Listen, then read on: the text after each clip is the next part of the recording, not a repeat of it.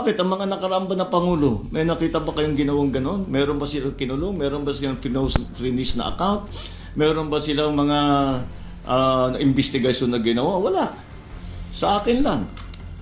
Tapos sasabihin, ako daw ang may kagagawan. Eh kung talagang racket ko yun, ba't ko sisirain yung racket ko?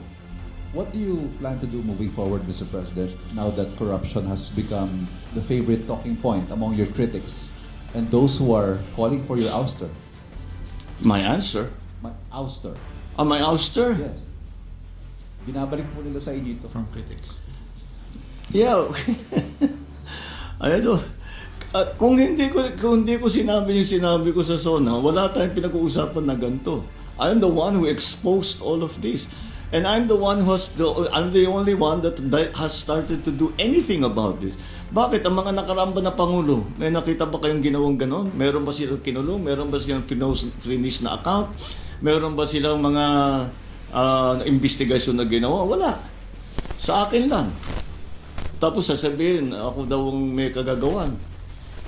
Eh kung talagang racket ko yun, ba't ko sisirain yung racket ko? Di ba? That makes absolutely no sense. So, Mr. President, selective justice. I'm sorry? Selective justice. What about selective justice? Pinipili lang daw yung mga kinakasuhan, yung mga niimbestigahan. No, from the time that we formed the independent commission, sinabi ko, we'll just follow the evidence, and we'll continue to do that.